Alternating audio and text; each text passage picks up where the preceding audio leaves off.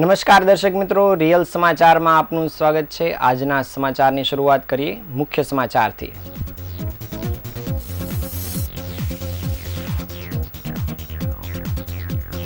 સુરતમાં સંકલન બેઠકમાં ધારાસભ્ય અરવિંદ રાણાના સુડા સામે આક્ષેપ।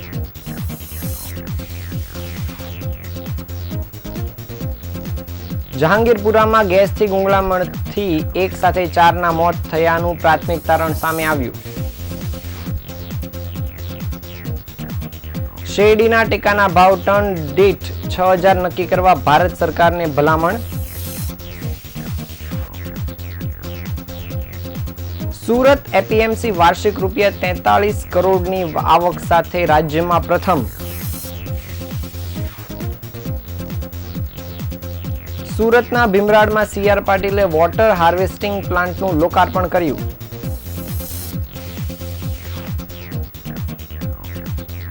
સુરતના સરસિયા ખાજાની સોડમ હવે વિદેશ સુધી પહોંચી।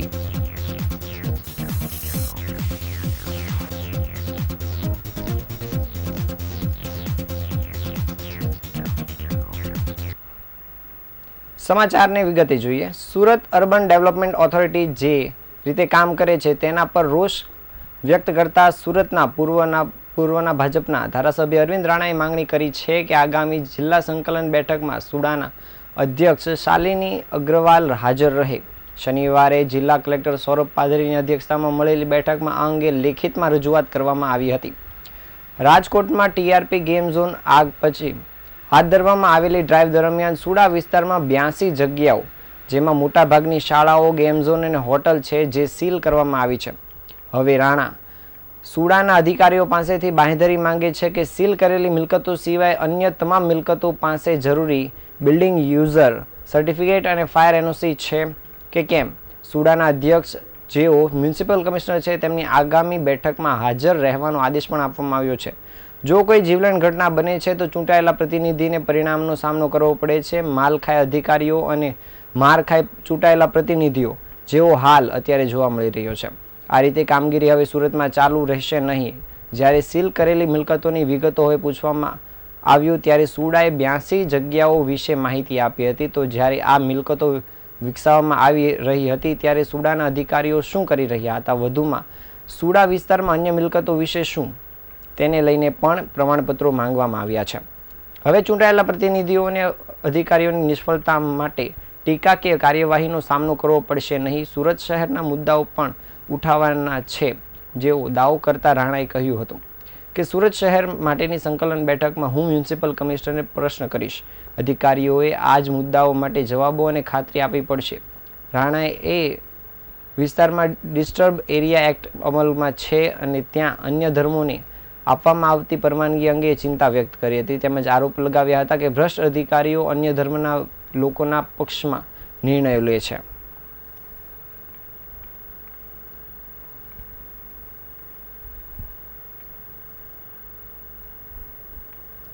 સુરતમાં રાત્રે સૂતેલા એક બંધ ઘરમાં 4 લોકોના શંકાસ્પદ મોત થતાં ચકચાર મચી જવા પામી છે। રાત્રે જમીને પરિવાર સાથે સૂતેલા 4 વૃદ્ધ સવારે ના ઉઠતા પોલીસમાં જાણ કરાઈ હતી અને જેથી પોલીસ તપાસ શરૂ કરવામાં આવી હતી। પહેલા સામૂહિક આપઘાત બાદ ફૂડ પોઈઝનિંગને હવે ગેસથી ગુંગળામણ થઈ હોવાથી મોતનું પ્રાથમિક તારણ સામે આવ્યું છે। બંધ ઘરમાં કલાકો સુધી ગેસ ગીઝર ચાલુ હોવાથી કાર્બન મોનોક્સાઇડ જીવલેણ બન્યો હોવાની શક્યતા સેવાઈ રહી છે। સુરતના જહાંગીરપુરા પોલીસ હદમાં આવેલા મોરાભાગળ વિસ્તારમાં આવેલ રાજન્સ રેસિડેન્સીમાં 5મા માળે રૂમ નંબર 504માં 58 વર્ષીય જસુબેન વાઢેર રહેતા હતા। જસુબેન બેંકમાં નોકરી કરતા હતા અને હાલમાં જસુબેનના પુત્ર મુકેશ વાઢેરનું ઓપરેશન થયું હતું, જેથી તેમના બે માસી અને માસા ભાવનગરથી તેમના ખબર પૂછવા માટે આવ્યા હતા। શુક્રવારે રાતે 10 જેટલા લોકોએ એકસાથે દાળ ભાત, શાક, પૂરી અને રસનું ભોજન કર્યું હતું અને બાદમાં સુવા માટે પોતાના રૂમમાં આવ્યા હતા। જસુબેનની સાથે પુત્ર રાકેશ અને પુત્ર વધુ હાલ ગોવા ફરવા ગયા હતા, જ્યારે મોટો પુત્ર મુકેશ અને તેનો પરિવાર ત્યાં જ રેસિડેન્સીમાં પહેલા માળે રહે છે। ગઈ રાત્રે તેમના ઘરે જમીને જસુબેન અને જસુબેનની 2 બહેન ગૌરીબેન હીરાભાઈ મેવાડા અને હીરાભાઈ મેવાડા અને શાંતાબેન નાનજીભાઈ વાઢેર 5મા માળે સૂવા માટે આવ્યા હતા। આ દરમિયાન તેઓ ઘર બંધ કરીને સૂતા હતા ત્યારે ગત રોજ વહેલી સવારે જ્યારે જસુબેનની પુત્રવધુ નાસ્તો લઈને ઉપર ગઈ ત્યારે દરવાજો બંધ હતો અને દરવાજો ખોલતા જ તે ચોંકી ગયા હતા, જેથી મુકેશ ઘરની બીજી ચાવી લઈને દરવાજો ખોલ્યો હતો, પરંતુ વૃદ્ધના શંકાસ્પદ હાલતમાં મોત થયા હોવાનું સામે આવ્યું હતું. આ અંગે તાત્કાલિક તેમણે 108ને જાણ કરી હતી. 108ની ટીમ ઘટનાસ્થળે પહોંચી તપાસ કરતા ચારેયના મોત થયા હોવાનું જણાવ્યું હતું. બાદમાં પોલીસને પણ જાણ કરવામાં આવી હતી, જેથી એક સાથે ચાર લોકોના શંકાસ્પદ મોત થતા પોલીસના ઉચ્ચ અધિકારીઓ ઘટનાસ્થળે દોડી આવ્યા હતા અને તપાસ શરૂ કરી દીધી હતી. પોલીસે જ્યારે મૃતદેહો જોયા ત્યારે એ અંગે પ્રાથમિક તપાસ આવી હતી કે આ પહેલા સામૂહિક આપઘાતની વાત ફેલાઈ હતી. પોલીસે પરિવારજનો સાથે વાતચીત કરતા જણાવ્યું હતું કે રાત્રે જમી લીધા બાદ લોકો સૂવા માટે ગયા હતા, જેથી ફૂડ પોઈઝનિંગનું પણ તારણ આવ્યું હતું. જો કે આ તમામ લાશોની પીએમ અર્થે નવી સિવિલ હોસ્પિટલમાં ખસેડવામાં આવી હતી. નવી સિવિલ હોસ્પિટલના ફોરેન્સિક વિભાગ દ્વારા જણાવવામાં આવ્યું હતું કે ઘરમાં ગેસ ફેલાવાથી મોત થયું હોવાની સંભાવના વ્યક્ત કરવામાં આવી છે. કાર્બન મોનોક્સાઇડથી મૃત્યુ થયું હોય છે. ઘરના બાથરૂમમાં રહેલા ગેસ ગીઝરનો ઉપયોગ કલાકો સુધી કરતા મૃત્યુના બનાવો ઘણી વખત સામે આવ્યા છે અને આ કિસ્સામાં ઘરમાં સૂતેલા ચારના મૃત્યુ કાર્બન મોનોક્સાઇડથી થયા હોવાનું પ્રાથમિક તારણ માની શકાય છે.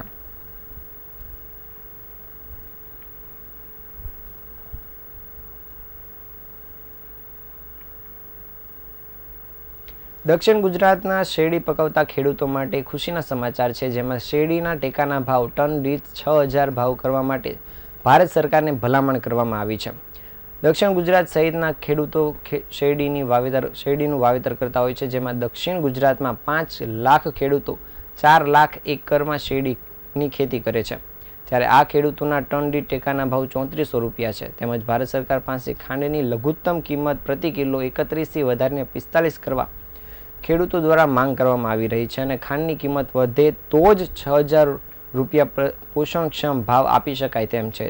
તેથી શેરડીના ટેકાના ભાવ ટન દીઠ 6,000 ભાવ કરવા માટે ભારત સરકારને ભલામણ કરવામાં આવી છે. ગુજરાત રાજ્ય કૃષિ ભાવ મંચ ખેડૂતોને સર્વોત્તમ ભાવ મળી રહે તે માટે મુખ્યમંત્રી દ્વારા આ ભલામણ કરવામાં આવી છે. ખેડૂતોના ઉત્પાદનના ખર્ચમાં વધારો થતાં જ આ ભલામણ કરવામાં આવી હોવાનું સામે આવ્યું છે.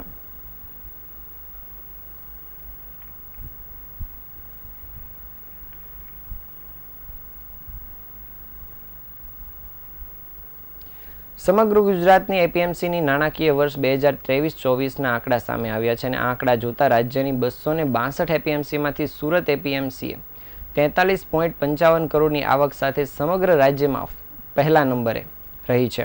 સહારા દરવાજા સ્થિત એપીએમસીમાં સમગ્ર દેશના વિવિધ રાજ્યોમાંથી શાકભાજી વેચાણ માટે આવે છે અને આ શાકભાજી સુરત શહેરની 70 લાખની વસ્તીની સાથે જ આજુબાજુના તાલુકા ગામમાં પણ વેચાણ થઈ જાય છે. ત્યારે ગત નાણાકીય વર્ષ 2023-24માં સુરત એપીએમસી દ્વારા શાકભાજી તેમજ અન્ય પ્રોડક્ટના વેચાણ મળીને કુલ આવક 43.55 કરોડ થઈ હતી. એપીએમસીની આ વર્ષની વાર્ષિક આવકમાં 20%નો જંગી વધારો નોંધાયો છે.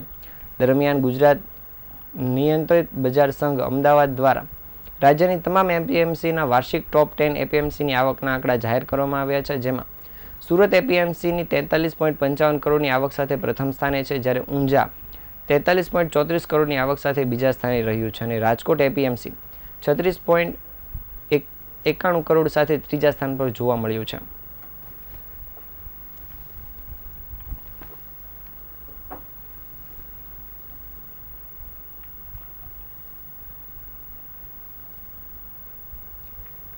વડાપ્રધાન નરેન્દ્ર મોદીની કેબિનેટમાં સ્થાન મેળવતાની સાથે જ કેન્દ્રીય જળ સંપત્તિ મંત્રી એવા CR પાટીલ સક્રિય રીતે કામે લાગ્યા છે અને પોતાના વિભાગનું કામ શરૂ પણ કરી દીધું છે. સૌપ્રથમ તેમણે સુરતના ભીમરાડ ગામ દયાળ વિલા ખાતે વોટર હાર્વેસ્ટિંગ પ્લાન્ટનું લોકાર્પણ કર્યું હતું. છેલ્લા ઘણા વર્ષોથી સૌથી મોટા પડકાર જળ સંગ્રહનો સામે આવ્યો છે.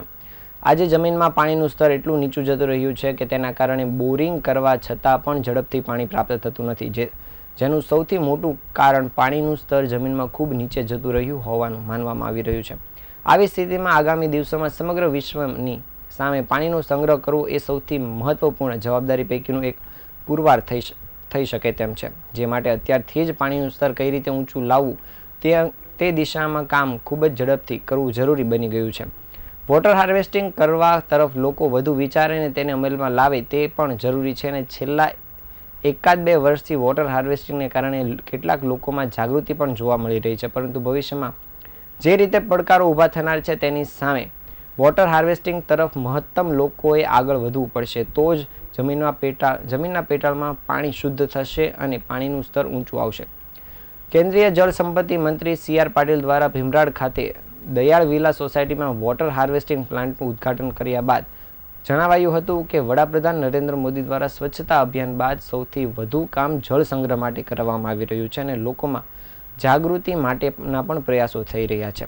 જે જૂની વોટર હાર્વેસ્ટિંગ માટેની યોજના છે તેને રિવાઇઝ કરવામાં આવશે અને હાલ અત્યારે કેન્દ્ર સરકાર, રાજ્ય સરકાર, કોર્પોરેશન અને સ્થાનિક પ્રતિનિધિઓની ગ્રાન્ટમાંથી વોટર હાર્વેસ્ટિંગ પ્લાન્ટનું આયોજન કરવામાં આવી રહ્યું છે. આગામી દિવસોમાં અમારા વિભાગ તરફથી પણ નવી યોજનાઓ અમલમાં આવશે અને આધુનિક ટેકનોલોજીની મદદથી ખૂબ ઓછા ખર્ચે અને સૌથી સારી રીતે વોટર હાર્વેસ્ટિંગ થાય તે દિશામાં નિર્ણયો લેવામાં આવશે.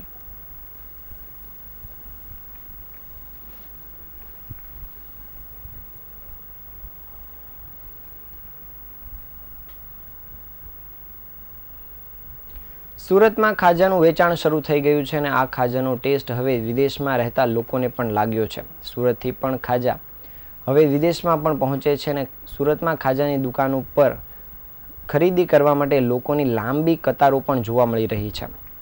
સુરતમાં કેરીની સિઝન આવે તેની સાથે જ ખાજાનું વેચાણ પણ શરૂ થઈ જતું હોય છે. વર્ષો પહેલાં ખાજાની સોડમ અને સ્વાદ માત્ર સુરત કે સુરતની આસપાસના વિસ્તારો પૂરતું સીમિત રહ્યું હતું, પરંતુ હવે આ ખાજાનો ટેસ્ટ હવે વિદેશ સુધી પહોંચી ગયો હોય તેવું લાગી રહ્યું છે.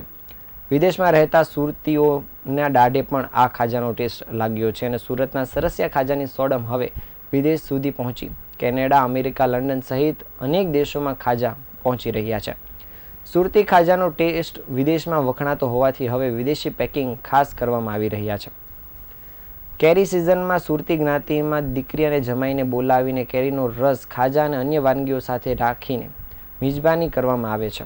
સ્વાદિષ્ટ સરસિયા ખાજા માત્ર સુરત કે ગુજરાતના જ નહીં પરંતુ વિદેશમાં પણ વખણાય છે. ભાગળ પર આવેલ S મોતીરામ સ્વીટ એન્ડ સુરતી ખાજાના હિમાંશુભાઈ સુખડિયાએ જણાવ્યું હતું કે અમારે ત્યાં સમર સ્પેશિયલમાં સુરતી ખાજા, મોળા ખાજા, મીઠા ખાજા અને મેંગો ખાજા પણ મળે છે. આ વર્ષે અમારે ત્યાં ભાવમાં કોઈ પણ વધારો ઘટાડો કરવામાં આવ્યો નથી, છતાં પણ લોકોમાં આ સ્વાદિષ્ટ ખાજા ખરીદી કરવા માટે લાઈનો જોવા મળી રહી છે.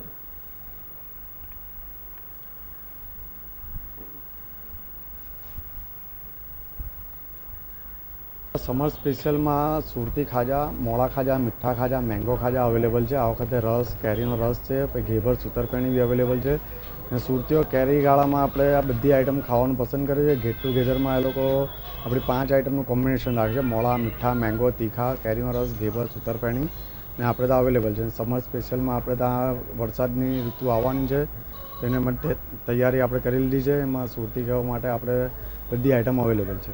ભાવમાં ગયા વર્ષ કરતાં કોઈ ફરક નથી. લો મટીરિયલમાં પ્લસ છે, બધામાં પ્લસ છે, પણ આપણે સુરતીઓ માટે કોઈ ભાવમાં ફરક આ વર્ષે કોઈ વધારો કર્યો નથી. આપણે ત્યાં સમર સ્પેશિયલમાં સુરતી ખાજા. સુરત સહિત દેશભરમાં જરૂરિયાતમંદ અને બેઘર લોકો માટે લોકો મોટી સંખ્યામાં વસવાટ કરે છે અને આવા લોકોનો સહારો બનીને તેમનું નવું જીવન આપવા માટે અનેક સેવાભાવી લોકો પ્રયાસ કરી રહ્યા છે. તેમાં સુરત શહેરના પોલીસ જવાનો પણ સમાવેશ થાય છે. સુરત શહેરના DCP પિનાકિન પરમારે એક અનોખો પ્રયાસ હાથ ધર્યો છે. તેમાં શહેરના અલગ અલગ વિસ્તારમાં ફરતા બેઘર લોકોને સુધારવા માટેના પ્રયાસો હાથ ધરવામાં આવ્યા છે અને આ મુહિમને મુસાફિર હો યારો નામ આપવામાં આવ્યું છે, જેમાં રોડ પર રહેતા અજાણ્યા બેઘર વ્યક્તિને વ્યવસ્થિત સારવાર આપવામાં આવે છે અને બાદમાં અધિકારીઓ દ્વારા તેની સાથે સંકલન પણ કરવામાં આવે છે. આ બેઘર લોકોને શોધીને તેમને પહેલાં નવડાવી, વાળ કાપી, નવા કપડાં પહેરવામાં આવે છે અને કોઈ જગ્યાએથી ખોવાયા હોય તો તેમના પરિવાર સાથે સંકલન પણ કરવામાં આવે છે. તેમજ ઓનલાઈન મિસિંગ લિસ્ટમાં તેમના ફોટા મૂકીને પરિવાર સાથે મિલન કરાવવાનો પણ પ્રયાસ આ અભિયાન હેઠળ કરવામાં આવી રહ્યો છે.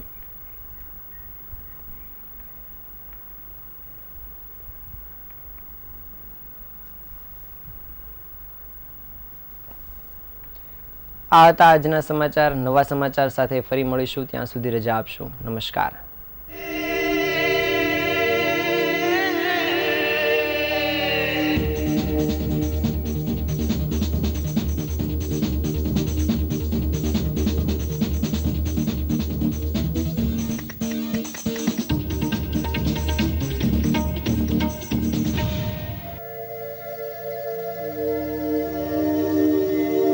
3